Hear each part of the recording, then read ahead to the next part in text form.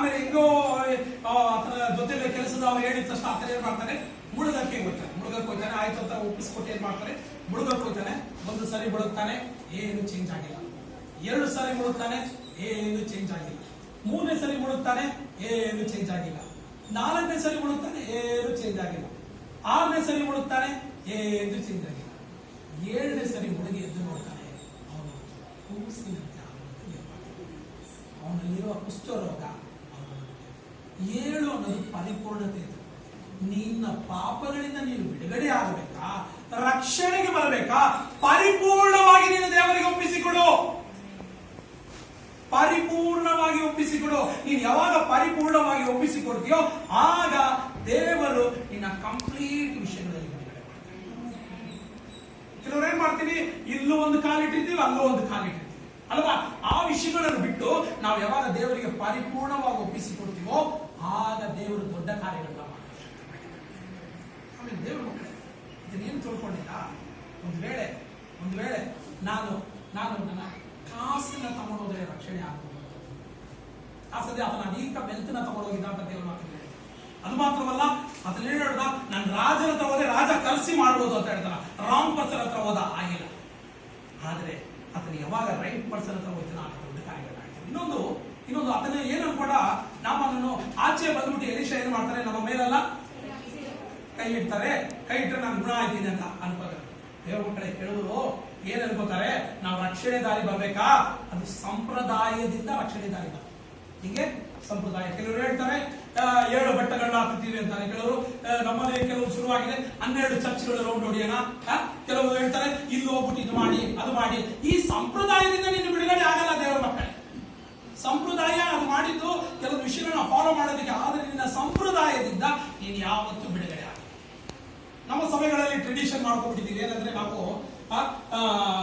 ತಿಂಗಳಿಗೆ 1 ಸರಿ 3 ದಿನ ಉಪವಾಸ ಮಾಡ್ಬಿಡ್ತೀವಿ ಅಲ್ವಾ. 3 ದಿನ ಉಪವಾಸ ಮಾಡ್ತೀವಿ. 3ನೇ ದಿನ ಏನ್ ಮಾಡ್ತೀವಿ, ಕರ್ತನ ಮೇಜು ಕೊಟ್ಬಿಡ್ತೀವಿ. ನಾವು ಪಾಸ್ಟರ್ಗಳು ಕೊಟ್ಬಿಡ್ತೀವಿ. ಕರ್ತನ ಮೇಜು ನಾವು ತಗೊಂಡ್ಬಿಡ್ತೀವಿ. ಅವತ್ತು ಸಂಜೆನೆ ನಮ್ಮ ರಿಯಲ್ ಸ್ವಭಾವ ಏನು, ಅವತ್ತು ಮಧ್ಯಾಹ್ನ ನಮ್ಮ ರಿಯಲ್ ಸ್ವಭಾವ ಏನಂತ ಗೊತ್ತಾಯ್ತು. ದೇವ್ರ ಮಕ್ಕಳೇ, ನಾನು ಈ ವಿಷಯಗಳನ್ನ ತಪ್ಪು ಅಂತ ಹೇಳ್ತಾ ಇಲ್ಲ, ಆದ್ರೆ ನಾವು ಸ್ಥಳದಾಚಾರ ಸಂಪ್ರದಾಯದಿಂದ ಮಾಡೋದು ತಪ್ಪು ಅಂತ. ಯಾವುದೇ ವಿಷಯಗಳು, ಯಾವುದೇ ಸಂಪ್ರದಾಯ ನಮ್ಮನ್ನ ಬಿಡುಗಡೆ ಮಾಡಲ್ಲ. ಯಾವುದೇ ವಿಷಯಗಳು ನಮ್ಮನ್ನ ಬಿಡುಗಡೆ ಮಾಡಲ್ಲ. ಈ ತರ ಮಾಡಿದ್ದೀವಿ, ಈ ಪಾಸ್ಟರ್ ಹೇಳಿದ್ದಾರೆ, ಇವ್ರು ಹೇಳಿದ್ದಾರೆ ಮಾಡಬೇಕು. ಎಲ್ಲ ದೇವರ ಮಕ್ಕಳೇ, ನೀವು ದೇವರು ಒಪ್ಪಿಸಿದ್ದಾರೆ. ಯಾವುದೇ ಸಂಪ್ರದಾಯ ಆತನ ಇನ್ನೊಂದು ವಿಷಯ ಹೇಳ್ತಾನೆ, ಆತನ ಸೇವಕ ಹೇಳ್ತಾನೆ, ಎಲೀಷಾ ನೀನು ಎಲೀಷಾ ದೊಡ್ಡ ಕಾರ್ಯ ಮಾಡೋದೇ ಮಾಡ್ತಾ ಇದ್ದೆ ಅಂತ ಹೇಳಿ. ಇನ್ನೊಂದು ದೇವರ ಮಕ್ಕಳೇ, ಇವತ್ತು ಇದ್ದಾಗಿದೆ ಅಂದ್ರೆ ನಾವು ದೇವರ ಮಕ್ಕಳು ನಾವು ಒಪ್ಪಿಸಿಕೊಡೋದಕ್ಕೆ ರೆಡಿ ಇಲ್ಲ, ದೊಡ್ಡ ದೊಡ್ಡ ಕಾರ್ಯಗಳನ್ನ ಮಾಡೋದಕ್ಕೆ ರೆಡಿ ಇರ್ತೀವಿ ಅಲ್ವಾ. ಕೆಲವರು ಹೇಳ್ತಾರೆ ನಾನು ಮಾಡುವ ದಾನ ಧರ್ಮದಿಂದ ನನಗೆ ವಿಮೋಚನೆ ಆಯ್ತದೆ ಅಂತ ಹೇಳಿ. ದೇವರ ಮಕ್ಕಳೇ, ದೇವರ ವಾಕ್ಯದಲ್ಲಿ ಏನಿರ್ತದೆ, ನಿನ್ನ ದಾನ ಧರ್ಮ ಕೊಳೆ ಬಟ್ಟೆ ಇದ್ದಂಗೆ ಅಂತ ಹೇಳ್ತೇನೆ ಅಲ್ವಾ. ಆಮೇಲೆ ನಿಮ್ಗೋದ ನಿನ್ನ ದಾನ ಧರ್ಮ ಆಗಲಿ, ನಿನ್ನ ಸಂಪ್ರದಾಯ ಆಗಲಿ, ನಿನ್ನ ರಕ್ಷಣೆ ಆಗಲಿ. ನಿನ್ನ ರಕ್ಷಣೆ ಆಗಬೇಕಂದ್ರೆ ರೈಟ್ ಪರ್ಸನ್. ಎರಡನೇದಾಗಿ ನೀವು ಒಪ್ಪಿಸಿಕೊಡಿ. ನಾಮನಲ್ಲಿದ್ದ 3 ಒಳ್ಳೆಯ ಗುಣಗಳು. ಆತನು ಅಹಂಕಾರನ ತೆಗೆದಾಕಲು, ದೇವರಿಗೆ ಗುಣ ಮಾಡಿದ್ರೆ ಅಹಂಕಾರನ ತೆಗೆದಾಕಲು. ಆತನಿಂದ ಮೊದಲು ಒಳ್ಳೆಯ ಕಾರ್ಯ ಏನಂದ್ರೆ ತನ್ನ ಕೆಲಸದವರು ಮಾತು ಕೇಳೋದು ಅಲ್ವಾ. ನಾವು ಎಷ್ಟೋ ಅಲ್ವಾ ನಮ್ಮಲ್ಲಿ ಒಂದು ಲೆವೆಲ್ ಹೋಗಿದ್ದ ತಕ್ಷಣ ನಾವು ಯಾರ ಮಾತು ಕೇಳಲ್ಲ. ನೀನೇನು ಹೇಳೋದು ನಾನೇನು ಕೇಳೋದು ಅಲ್ವಾ. ನಾನು ಈ ಲೆವೆಲ್ ಅಲ್ಲಿ ಇದ್ದೀನಿ, ನಾನು ಕೇಳ್ತೀನಿ. ಕೆಲವು ಸಮಯದಲ್ಲಿ ನಮ್ಮಲ್ಲಿ ಈಗ ನಾನು ಕೆಲವೊಂದು ಮಟ್ಟ ನಾನು MDO ಮಾಡಿದ್ದೀನಿ, ಮಾಸ್ಟರ್ ಇನ್ ಡಿವೈನಿಟಿ ಮಾಡಿದ್ದೀನಿ. ನೆಕ್ಸ್ಟ್ ನಾನು ನನ್ನ ಲೆವೆಲ್ ಅಲ್ಲಿ ಬೇರೆ ತರ ಹೋಗ್ತೀನಿ. ಕೆಲವು ಸಮಯದಲ್ಲಿ ಜೋಸಫಯ್ಯ ಕೇಳಿದ್ರು ನಾನು ಕೇಳಬೇಕು ಅಲ್ವಾ. ಜೋಸಫಯ್ಯ ಹೇಳಿದ್ರು ಕೇಳಬೇಕು, ಸಹೋದರಿಯಾದ ಮಾಲಾ ಸಿಸ್ಟರ್ ಹೇಳಿದ್ರು ಕೇಳಬೇಕು. ಅವರಿಗಿಂತ ತಮ್ಮ ಆಗಿರುವ ಯಾರು ತಮ್ಮನಾಗಿರುವ ರವಿ ಬ್ರದರ್ ಹೇಳಿದ್ರು ಕೇಳಬೇಕು ನಾವು. ಕೆಲವೊಂದು ಒಳ್ಳೆ ವಿಷಯಗಳಿದೆ. ಕೆಲವು ಸಮಯದಲ್ಲಿ ನನ್ನ ಮಗ ಹೇಳ್ಕೊಟ್ರು ನಾನು ಕೇಳಬೇಕು ದೇವರ ಮಕ್ಕಳೇ. ಯಾಕಂದ್ರೆ ನನ್ನ ಮಗ ಕೆಲವೊಂದು ವಿಷಯಗಳು ಮಾಡ್ತಾರೆ. ನನ್ನ ಸಾಯಂಕಾಲದಲ್ಲಿ ಹೋಗಿ ಏನ್ ಮಾಡ್ತಾರೆ, ಎಲ್ಲ ಹೋಗ್ಬಿಟ್ಟು ಕೆಲವೊಂದು ಜಾಗದಲ್ಲಿ ಹೋಗ್ಬಿಟ್ಟು ಅದನ್ನ ಏನ್ ಮಾಡ್ತಾನೆ, ರೋಡಲ್ಲಿರೋ ನಾಯಿಗಳಿಗೆಲ್ಲ ಊಟ ಹಾಕಕ್ಕೆ ಹೋಗ್ತಾನೆ. ರಾತ್ರಿ ಸಮಯದಲ್ಲಿ ಸಾಯಂಕಾಲದಲ್ಲಿ ಅದನ್ನ ಏನ್ ಮಾಡ್ತಾನೆ, ಅವನೇ ಅವ್ರ ಫ್ರೆಂಡ್ಸ್ ಎಲ್ಲ ಸೇರ್ಕೊಂಡು ಕುಕ್ ಮಾಡಿ, ನನಗೇನೋ ಸರಿ ಅನಿಸಿಲ್ಲ, ಏನೋ ಮಾಡಿ ಸರಿ ಇಲ್ಲ. ಆಮೇಲೆ ಯೋಚನೆ ಮಾಡಕ್ ಶುರು ಮಾಡಿ ನೋಡಕ್ ಶುರು ಮಾಡ್ತಾ ಅದು ಸರಿ ಅನಿಸ್ತು, ಅವಾಗ ನಾನು ಒಪ್ಕೊಳ್ಳೇಬೇಕು. ಇನ್ನೊಂದು ಸಮಯದಲ್ಲಿ ಆತನ ಏನ್ ಮಾಡ್ತಾನೆ, ಅವ್ರ ಮಮ್ಮಿ ತರ ಏನ್ ಮಾಡಕ್ ಶುರು ಮಾಡ್ದ, ಕಟಿಂಗ್ ಮಾಡಕ್ ಶುರು ಮಾಡ್ದ. ಪ್ರತಿ ವಿಷಯಗಳನ್ನ ಕಟಿಂಗ್ ಮಾಡಕ್ ಶುರು ಮಾಡ್ದ. ಅವ್ರ ಮಮ್ಮಿ ಕಟಿಂಗ್ ಎಲ್ಲ ಮಾಡ್ತಾ ಇದ್ರು. ಇವನು ಸಹ ಮಮ್ಮಿ ಹತ್ರ ಟ್ರೈನಿಂಗ್ ಮಾಡಿ ಏನಕ್ಕೆ ಈ ವಿಷಯ ಮಾಡ್ತಾರೆ ಅಂತ ನಾನು ಕರೆಕ್ಟ್ ಆಗಿ ನೋಡಿದ್ರೆ, ಒಬ್ಬ ಬ್ರದರ್ ಇದ್ದಾರೆ, ಒಬ್ರು ಹ್ಯಾಂಡಿಕ್ಯಾಪ್ಟ್ ಬ್ರದರ್ ಇದ್ದಾರೆ, ಅವ್ರ ಕೈ ನಡೆಯೋದಕ್ಕೆ ಆಗಲ್ಲ, ಯಾವ್ದು ಆಕ್ಸಿಡೆಂಟ್ ಆಗಿದೆ. ಆತನ ಹೋಗ್ಬಿಟ್ಟು ಫ್ರೀ ಇರೋ ಸಮಯದಲ್ಲಿ ಕಟ್ ಮಾಡಕ್ಕೆ ಯಾಕೆ ಹೇಳ್ತೀನಿ ಅಂದ್ರೆ, ನಾವು ಎಷ್ಟೇ ದೊಡ್ಡವರಾಗಲಿ ನಮ್ಮ ಕೆಲವು ವಿಷಯಗಳನ್ನ ನಾವು ಕೇಳಲೇಬೇಕು. ದೇವರಿಗಿಂತ ಯಾರು ದೊಡ್ಡವರಲ್ಲ, ದೇವರ ಮಕ್ಕಳೇ. ದೇವರು ಸ್ವತಃ ಮಾತ್ರ ದೊಡ್ಡವರಾಗಿದ್ದಾರೆ. ನಾವು ಯಾವ ವಿಷಯಗಳನ್ನ ಕಲಿಸ್ಕೊಡ್ತಾ ಇದೀವ ಕಲಿಬೇಕು. ದೇವರ ಮಕ್ಕಳಾದ ನಾವು ಕಲ್ತ್ಕೊಂಡ್ರೆ ಮಾತ್ರ who learns will lead.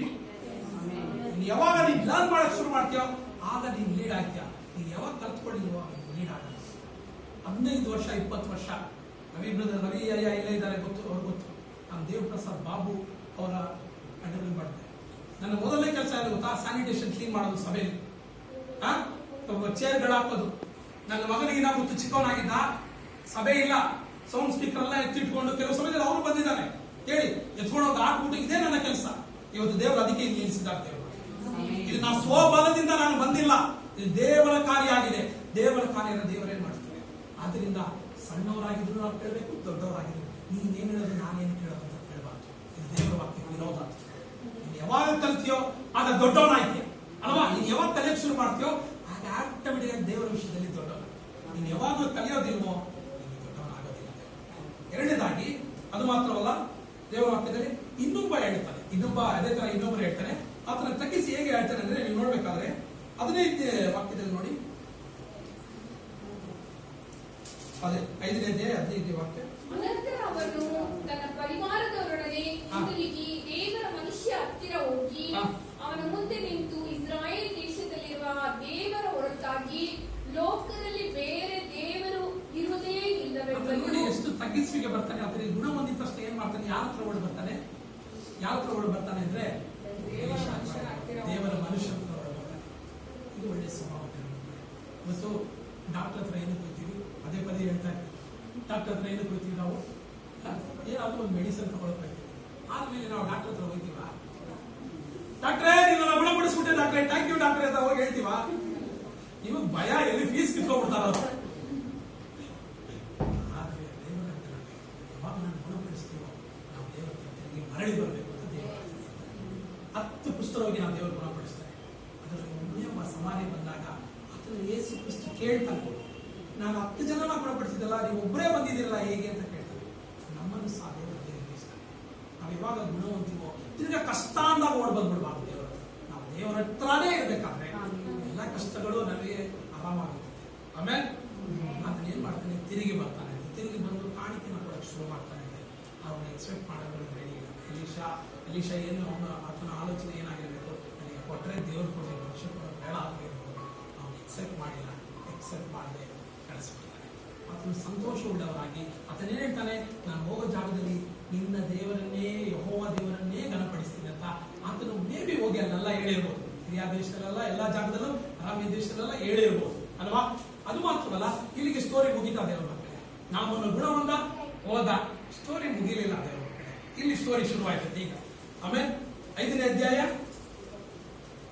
ದೇವರ ಮಕ್ಕಳು ಒಂದು ತಿಳ್ಕೊಳ್ಳೋದು, ದೇವರ ಹತ್ರ ನಾವು ಬರೋದು, ದೇವರ ಹತ್ರ ಕೆಲವೊಂದು ವಿಷಯಗಳನ್ನ ತಗೊಂಡ್ಬರ್ತೀವಿ ನಾವು ಅಲ್ವಾ.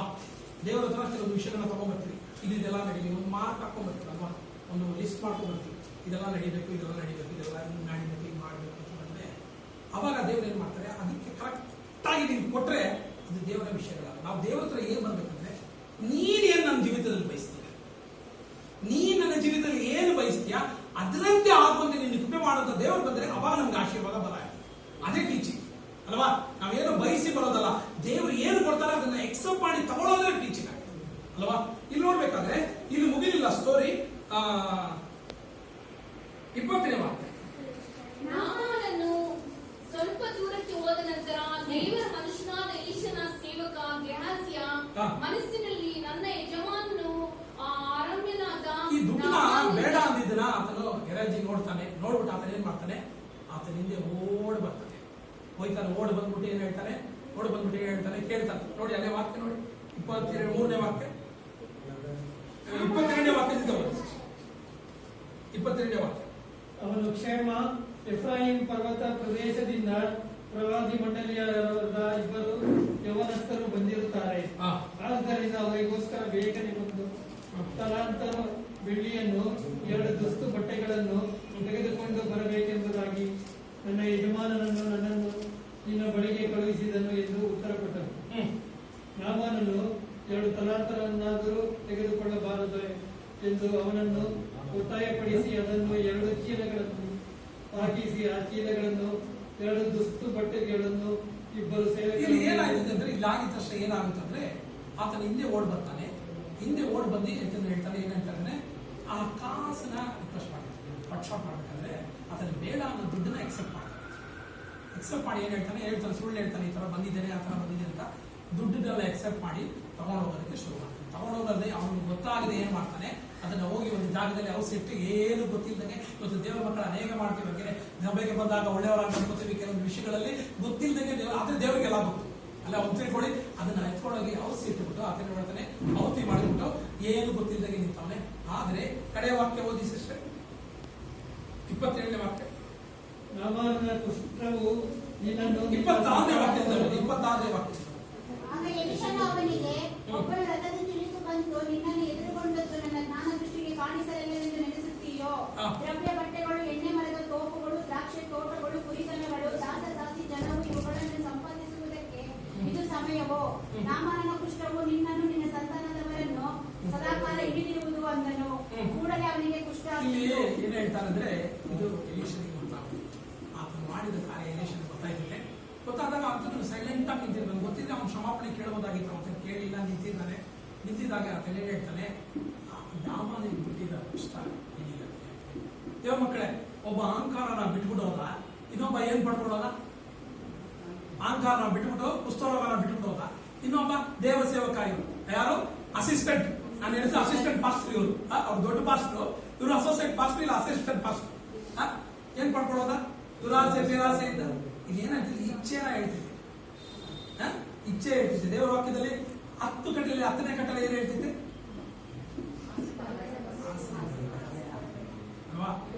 ಅಲ್ವಾ? ಏನ್ ಪಡ್ಕೊತಾನೆ? ಆಸೆಯನ್ನು ಪಡ್ಕೊಂಡು ಆತನ ಪುಸ್ತಕ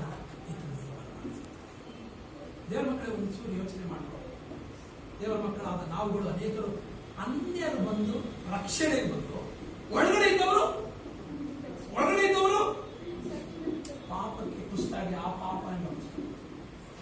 ಯೋಚನೆ ಮಾಡಿದ್ದೇವೆ ಮಕ್ಕಳೇ, ಆಚೆಯಿಂದ ಬಂದ ನಾವು ಸಹ ಅನ್ಯರಾಗಿದ್ದೇವೆ. ನಾಮಾನಂತೆ ನಾವು ಇದ್ದೀವಾ? ಇಲ್ಲ, ಒಳಗಡೆನೇ ಇದ್ದು ನಾವು ಆಚೆ ಹೋಗಿ. ದೇವರ ಮಕ್ಕಳೇ, ಇವತ್ತು ಸಭೆ ನಾಳೆ ನೆಕ್ಸ್ಟ್ ವೀಕ್ ನಡೀತಿತ್ತೋ ನಡೀತಿರೋ ಗೊತ್ತಿಲ್ವಾ, ಆದ್ರೆ ದೇವರ ನಾಮಕ್ಕೆ ಮಹಿಮೆ ಆಗಲಿ. ನಾವು ಆನ್ಲೈನ್ ಮುಖಾಂತರವಾಗಿ ಎಲ್ಲಾ ಮುಖಾಂತರವಾಗಿ ದೇವರ ವಾಕ್ಯ ನಿಮ್ಮನ್ನ ಸ್ಪಂದಿಸ್ತಾ ಇದೆ. ನಾನು ಯಾರನ್ನು ದೇವರ ವಾಕ್ಯ ಬಿಟ್ಟಿಲ್ಲ ಅನ್ನಿಸ್ತೈತೆ. ಪ್ರತಿಯೊಬ್ಬರು ದೇವರ ವಾಕ್ಯ ಈ ದಿನಗಳಲ್ಲಿ ಟಿವಿಗಳಾಗ್ಲಿ, ಬೈಬಲ್ ಆಗ್ಲಿ, ಯಾವುದೊಂದು ಮೆಸೇಜ್ ಮುಖಾಂತರ ಪ್ರತಿಯೊಬ್ಬರ ದೇವರ ಒಟ್ಟಿಗೆ ಮಾತಾಡ್ತಾ ಇದ್ದಾರೆ. ನಮ್ಮಲ್ಲಿ ಇನ್ನ ಅಂತ ಕಾರ್ಯಗಳಿದ್ರೆ ಬಿಟ್ಟುಬಿಟ್ಟು ಸಹ ನಮ್ಮಲ್ಲಿ ಏನಾದ್ರು ಇನ್ನ ಇಚ್ಛೆಗಳಿದ್ರೆ ತೆಗೆದಾಕ. ಲೋಕ ಫುಲ್ ಲೋಕ, ಅತಿ ದೊಡ್ಡ ಪಾಪ ಎರಡೇ ಪಾಪ, ಅಹಂಕಾರ, ಇಚ್ಛೆ. ಎರಡು ವಿಷಯಗಳನ್ನ ಬಿಡೋಣ. ದೇವರ ದೊಡ್ಡ ಕಾರ್ಯಗಳು. ಕುಷ್ಠರೋಗ ಅನ್ನೋದು ದೇವರ ಮಕ್ಕಳೇ ಇಸ್ರಾಯೇಲ್ ಜನಕ್ಕೆ ಪಾಪವಾಗಿತ್ತು. ಈ ವಿಷಯಗಳು ನಮ್ಮಲ್ಲಿದೆ, ತೆಗೆದಾಕೋಣ. ದೇವರ ದೊಡ್ಡ ಕಾರ್ಯ. ಎಲ್ಲ ಕಣಗಳು ಮುಚ್ಚಿ ಪ್ರಾರ್ಥನೆ ಮಾಡಿ. ಇಂಥ ವಿಷಯಗಳು ನಮ್ಮಲ್ಲಿ ಏನಾದ್ರು ಇದ್ದರೆ ಈ ರಾತ್ರಿ ವೇಳೆಯಲ್ಲಿ, ಈ ಮಧ್ಯಾಹ್ನ ವೇಳೆಯಲ್ಲಿ ಆತನ ಕರೆಗಳಿಗೆ ಒಪ್ಪಿಸಿಕೊಡೋಣ. ನಮ್ಮಲ್ಲಿರುವ ಬಲಹೀನತೆಗಳು ಏನಾದ್ರು ಇದ್ದರೆ ಎಲ್ಲರೂ ಸಹ ನಾವು ಒಪ್ಪಿಸಿಕೊಡೋಣ. ಇಚ್ಛೆ ವಿಷಯಗಳಿದ್ದರೆ ನಾವೆಲ್ಲರೂ ಸಹ ಒಪ್ಪಿಸಿಕೊಡೋಣ. ದೇವರು ದೊಡ್ಡ ಕಾರ್ಯಗಳನ್ನು ಮಾಡಲು ಶಕ್ತರಾಗಿದ್ದಾರೆ.